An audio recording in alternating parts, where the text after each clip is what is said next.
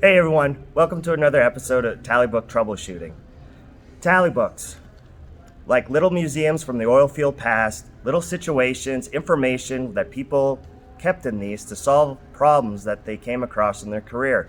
You can go back in so many tally books that people have, and the little details, the time, the dates, what was happening, what was a downhole, was it uphole problem. It's like a museum from the past. And speaking of a museum from the past, if you haven't been to the Petroleum Museum in Midland, Texas, I highly recommend. They have been wonderful to me. They're allowing us to film from here today for today's episode. And today's episode is a doozy. It is quite the problem that we're going to be discussing today with my guest, Janie Snelson. And if you don't know Janie, go to her LinkedIn page, check her out. Today, what was the problem that we're going to be discussing? We were having a problem on location of fueling our equipment on location. So what kind of equipment was it? We had just won a major tender south of town. We were fracking, and I worked for a major service company. We just won a major tender for a lot of fracs, and we were fracking, and obviously used a lot of equipment, a lot of people. Y'all know how big a frac spread is, and we were having to road equipment to back into town to fuel for the next day's work. So we're talking an entire frac spread. Basically had to rig down every day, drive it into town, fuel it up individually. Yes. That sounds very unproductive and quite unprofitable, I imagine. It quickly became unprofitable. We were chewing up DOT hours. We were having to van people to location, find other drivers to drive our equipment in to get it fueled up, and causing all sorts of delays in start time, non-productive time, all those things. And so what I think some of our people that are watching can guess what the solution was. What was your proposal? So I have a friend that's in the fuel business, Connie Calabrese. Some of y'all know her. The girl knows her business. We started talking and came up with a solution to fuel on location. We were already fueling, as you well know. Drilling rigs were being fueled on location. You can't move those when they're already drilling. And so I just said, why can't we fuel on location, fuel fracs? Well, the answer was there's too much equipment on location. There's not enough room to bring more equipment on and fuel. But, you know, I'm a girl that says why not instead of why. And Connie and I just talked. We brought in her manager. We brought in Nabi Grona and Frank Duran, who were our frac coordinators, frac treaters at the time, and all just sat down and had a talk. And I believe at the first, Connie's manager said no, and then she had already been proactive and put all the numbers together.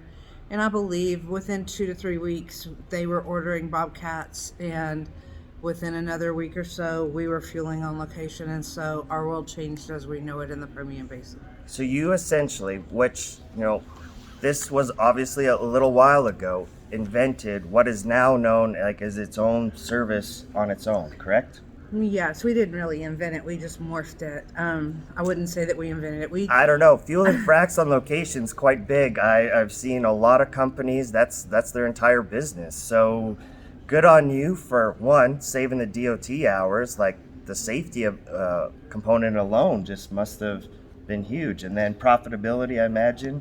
We solved a problem that we were facing, and I believe profitability, was a big thing, but also, from an operator perspective, we saved a lot of things. We, improved efficiency, safety, environmental problems, all those things were attacked and fixed, and I think everybody's come out the winner even now.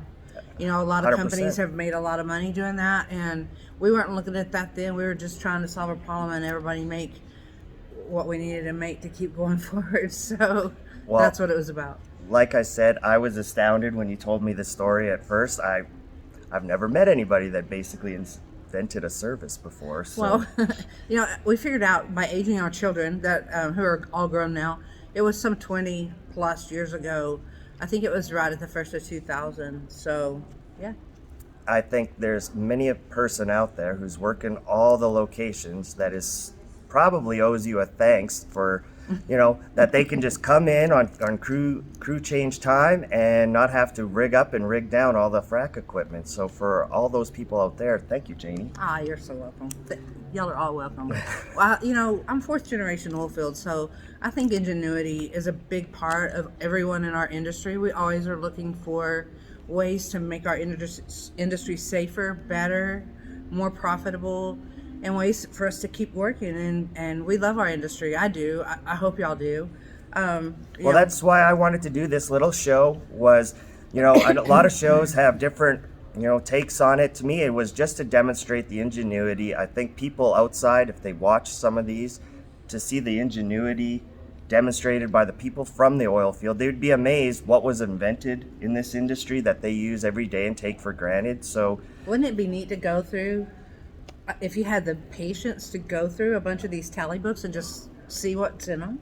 I've gotten the odd message where some people have brought that up. And speaking of tally books, how did you name this show? I was hoping you'd bring that up. So credit where credit is due. We're having lunch one day, and I'm like, man, I want to come up with a name or something to try and demonstrate some good PR for the oil industry. And she's like, well, tally books are awesome.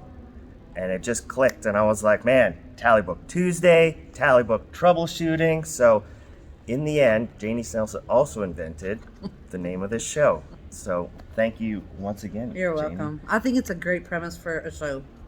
Well, I hope so. And eventually I will get an intro. It won't just be, hey, everybody. So, but I think adds a little bit of authenticity to it. Don't you agree? I agree. I agree. Thank you very much, Janie, for coming on. Thanks for having me. And thank you to the Petroleum Museum for allowing me this great, place to have these backdrops. And if you haven't been here, once again, I highly encourage you to come check it out. Everybody, till next Tuesday.